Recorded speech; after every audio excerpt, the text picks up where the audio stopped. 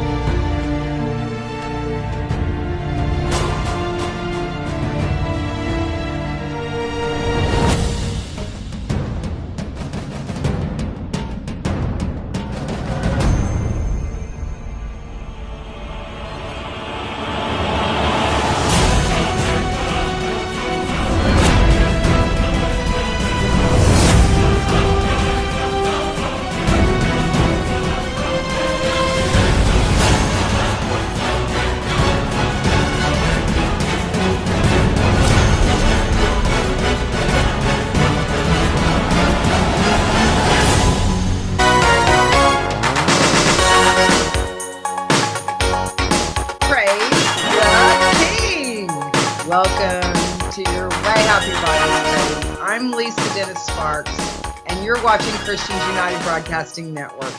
CUBN, where we want to see you be encouraged in Jesus' name. Glory to the King. Welcome back to your Way Happy Bible Study on CUBN. Okay, we're in chapter 18 of Revelation. We're going to find out, hopefully, who this is talking about. Now, I think we have managed to solidly plant Mystery Babylon as false religion led by the Roman Catholic Church and the Vatican. And it tells us what's going to happen to her at this when the church is destroyed. Now we're going to go into 18. And it's going to talk about Babylon the Great, which may be this. It's a city. It's a city. Vatican City? Maybe. Let's look at it. Let's look at it. In verse 1 of chapter 18 in Revelation. And after these things, I saw another angel come down from heaven, having great power, and the earth was lightened with his glory. So at this point in the game, we're talking about an angel descending from the sky, having great power, and the earth was lightened with his glory. This angel is going to descend and light up the earth with the light it is emitting. And he cried mightily with a strong voice, saying, Babylon the Great is fallen, and is become the habitation of devils, and the hold of every foul spirit, and a cage for every unclean and hateful bird. Isn't that funny that we were just talking a while ago about how the Vatican is like a cage for birds. I mean, hateful birds, unclean birds. For all the nations have drunk of the wine of the wrath of her fornication. As she has spread false religion all over the world. All over the world. The kings of the earth have committed fornication with her. They come and they bow down to that snake in a dress. And that is idolatry. A false god. You don't bow down to that snake. But the world leaders do. I'm glad Trump and Melania didn't bow down to him. And I'm glad they didn't bow down to the Queen of England. I respect the Queen of England, but our leaders should not be bowing to anybody. And I mean nobody except God himself. Okay? It says, the kings of the earth have committed fornication with her, false religion, and the merchants of the earth are waxed rich through the abundance of her delicacies. Now, and it could be, or power, okay? Now, it says in verse 4, and I heard another voice from heaven saying, come out of her, my people, that ye be not partakers of her sins, and that ye receive not of her plagues. Now, this still looks like it has to be Vatican City. In verse 5, for her sins have reached unto heaven, and God hath remembered her iniquities. It's bad. I mean, that church is the scum of the earth. In verse 6, reward her even as she rewarded you, and double unto her, double according to her works. It's a her. See? It's this woman riding the beast. In the cup which she hath filled, fill to her double. How much has she glorified herself and lived deliciously? Those snakes, those cardinals, and that pope, oh, they feign poverty. They feign, that they're, the pope says, oh, he's not going to live in the Vatican. He's going to live in an apartment. Do you really buy that? He tries too hard, doesn't he? So they've lived deliciously, so much torment and sorrow give her. For she saith in her heart, I sit as a queen and am no widow. See, I'm no widow. She sits as a queen. And no widow, that means she has no king. She's a liar. And shall see no sorrow. Ha! In verse 8, therefore shall her plagues come in one day, death and mourning and famine, and she shall be utterly burned with fire.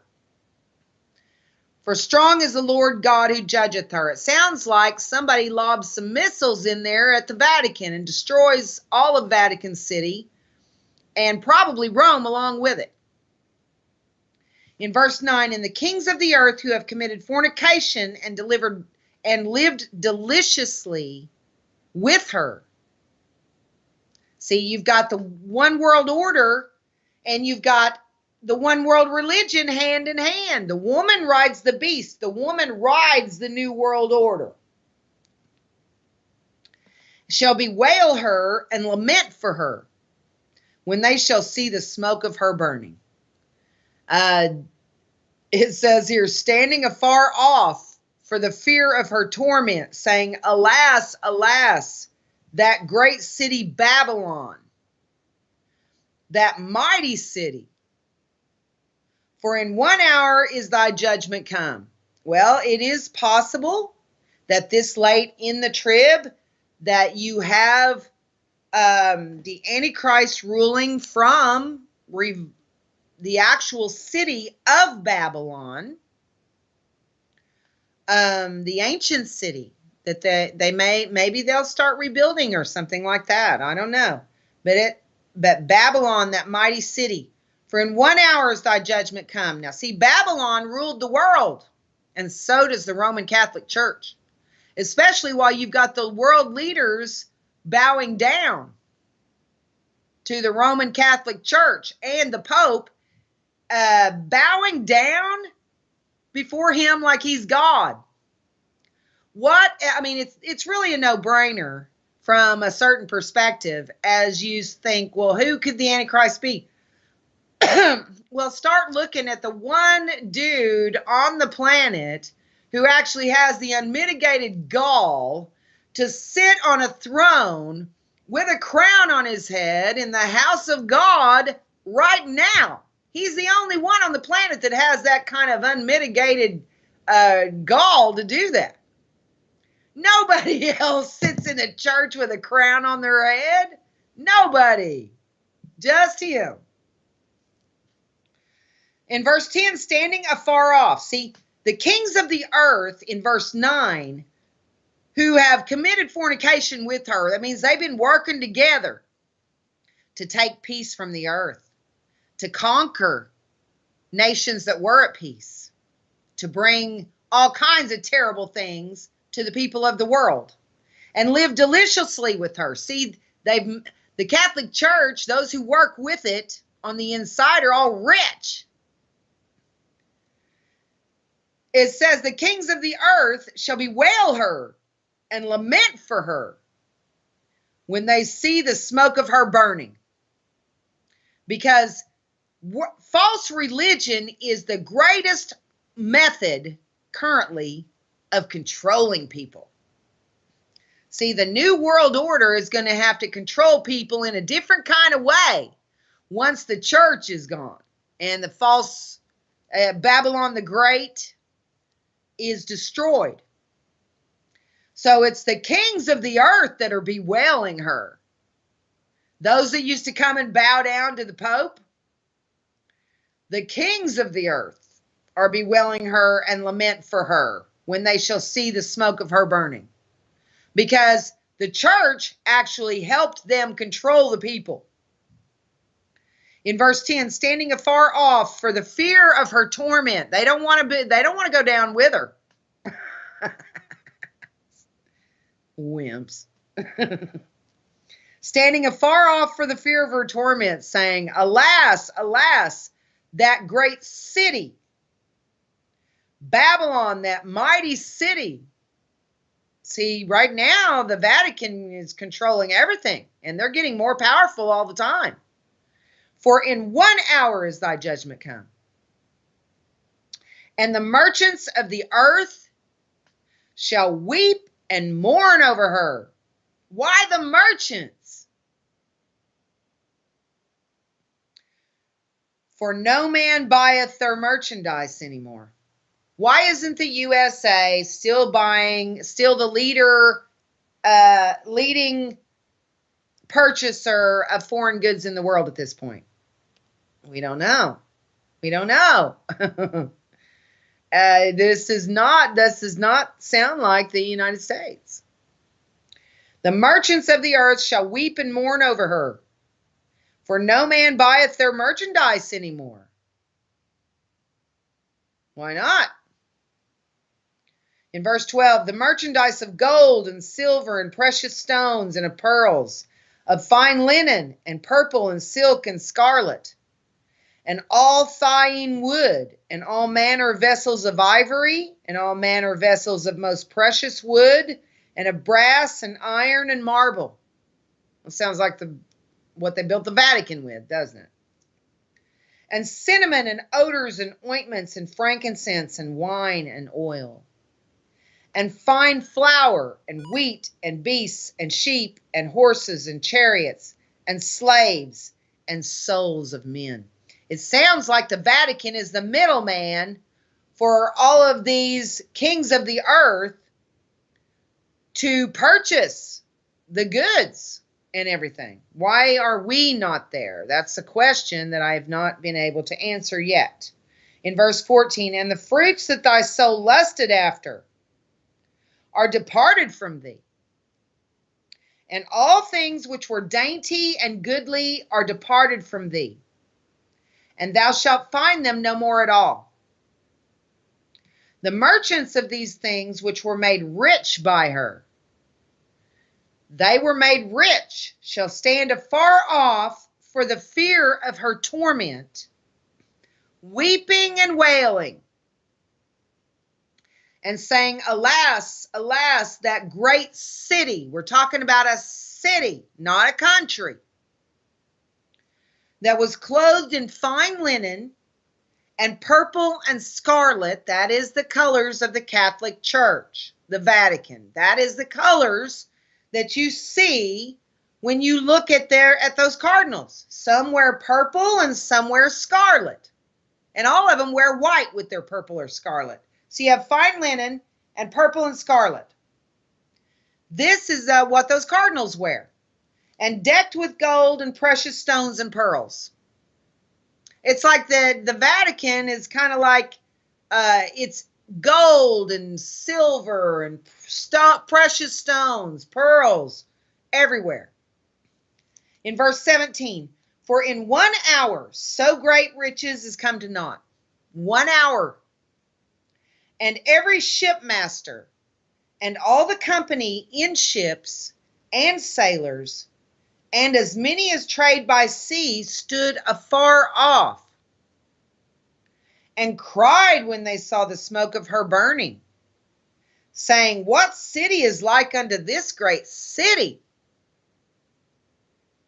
And they cast dust on their heads, and they cried, weeping and wailing, saying, alas, alas, that great city, wherein were made rich all that had ships in the sea, by reason of her costliness. Does the Vatican control shipping? Why are the merchants of the earth sad? Okay. The Jesuit order of the Catholic Church, their job is to go into countries who are at peace and cause wars. They make money for merchants. They go in there and they sell weapons to both sides and cause them to fight each other. They take peace away and cause them, they'll sell weapons to one side, and then they'll go to the other side and say, well, this side has bought weapons from us. Maybe you should arm yourself as well. And they cause these wars, and they make tons of money selling weapons to both sides. They bring war. That's fornication. Because the church is supposed to bring peace. This is a false church. But it's a city. It's not just a church, it's a city. Vatican City. That rules over the kings of the earth. Where else do the kings of the earth, world leaders, go and bow down? They don't bow down even to the Queen of England. They don't bow down to each other. In verse 19, and they cast dust on their heads and cried, weeping and wailing, saying, alas, alas, that great city, wherein were made rich all that had ships in the sea, by reason of her costliness. See, she's selling weapons. That's where all this money's coming from. For in 1 hour she's made desolate. It sounds like it's still talking about the church, doesn't it? The false church, the Vatican. In verse 20, rejoice over her, thou heaven, and ye holy apostles and prophets, for God hath avenged you on her. And a mighty angel took up a stone like a great millstone and cast it into the sea. Now that could be trumpet judgment number 2. Could be. Saying, thus with violence shall that great city Babylon be thrown down, and shall be found no more at all. Just because the Vatican is destroyed, that doesn't mean the church is, that doesn't mean the Pope is destroyed. He won't be there. Because he's going to move into the temple in Jerusalem. But so you have in 17, I think you have the destruction of the church. And then in 18, you have destruction of the city. In verse 21, and a mighty angel took up a stone like a great millstone and cast it into the sea. That could be trumpet judgment number 2. Saying, but, we have to consider the time that 17 is talking about, where the angel that's showing him is one that had the 7 vials, and those angels don't show up until after the last trumpet judgment. So it says in 21, thus with violence shall that great city Babylon be thrown down. It's a city. And shall be found no more at all. With great violence, thus with violence shall that great city Babylon be thrown down, and shall be found no more at all. And the voice of harpers and musicians and of pipers and trumpeters shall be heard no more at all in thee. And no craftsman of whatever craft he be shall be found any more in thee. And the sound of a millstone shall be heard no more at all in thee. And the light of a candle shall shine no more at all in thee. The entire city is destroyed. And the voice of the bridegroom and of the bride shall be heard no more at all in thee. At this point, there is no more real believers inside this false church system or the city that runs it. For thy merchants were the great men of the earth, the globalists who own all the big companies. For by thy sorceries were all nations deceived. Sorceries. Do you know what else the Vatican invests in? Pharmaceuticals. Why do you think the U.S. military was sent to Afghanistan to guard poppy fields rather than just set them on fire and destroy them? The Vatican is the biggest drug dealer in the world. In verse 24, and in her was found the blood of prophets and of saints and of all that were slain upon the earth. False religion is the culprit. Okay, now that we've gotten through 17 and 18, let me see if you guys have any questions. Hi, Dave. Hi, Charlene. I'm watching here to see what you guys are doing here. Let me see if I can scroll here. Hi, Gislan. Hi, Tammy. Sheila says, rats and boars are already there in the city. It is a problem. Yes, it is. It's a terrible problem. Hi, Rowena. Let me see if I can scroll this down. Hi, Melissa. Barbara. Hi, Judy. Let's see. I waved at Judy. Judy's my cousin. My cousin's wife. Good to see you, Judy. Okay, let's see. Hi, Ron. I'll wave at you. Hi, Jerry. Let's see. Hi there, soon-to-be neighbor. Are you going to move here? Jerry is our sister, Lynn Liaz, is her daughter. And Lynn, I'm proud of her. She is now hosting Prophecy in the News.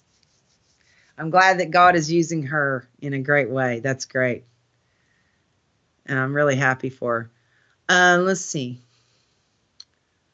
I'm scrolling here to see if there's any questions I can answer.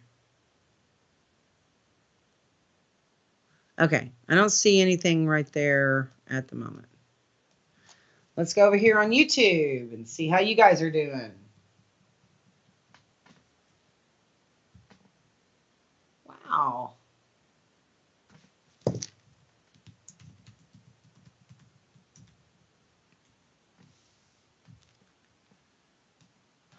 All right.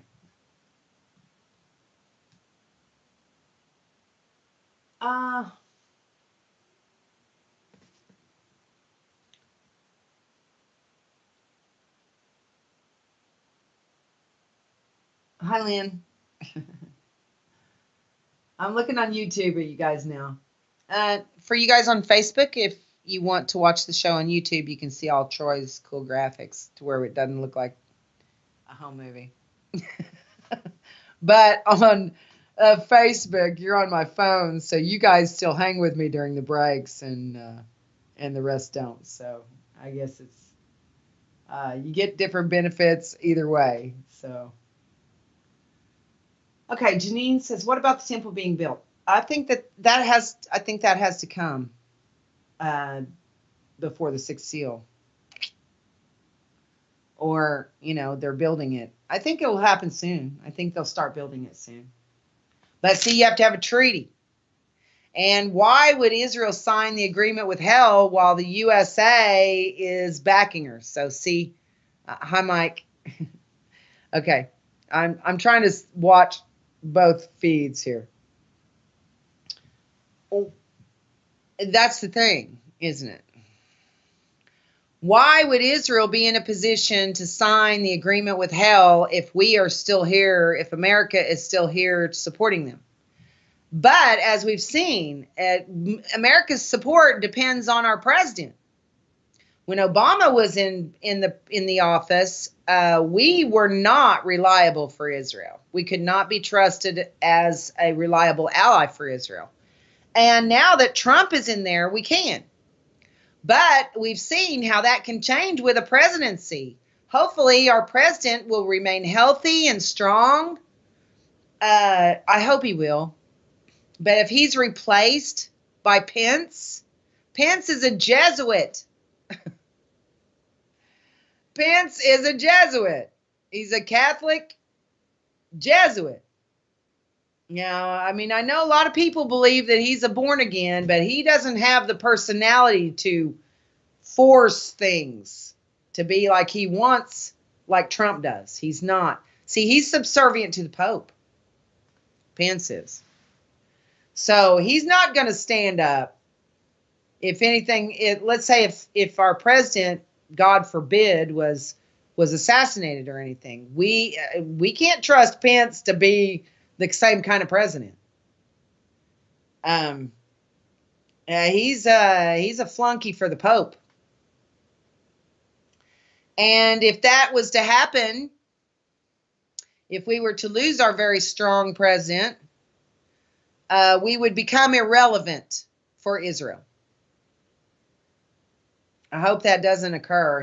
I like the guy. He actually is the first president in my entire lifetime who actually does what he says he'll do, and he supports Israel.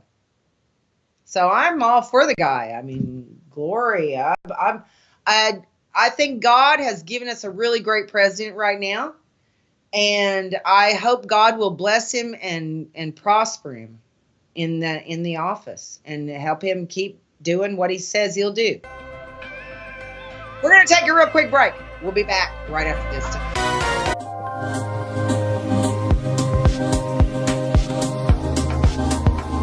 Straight up.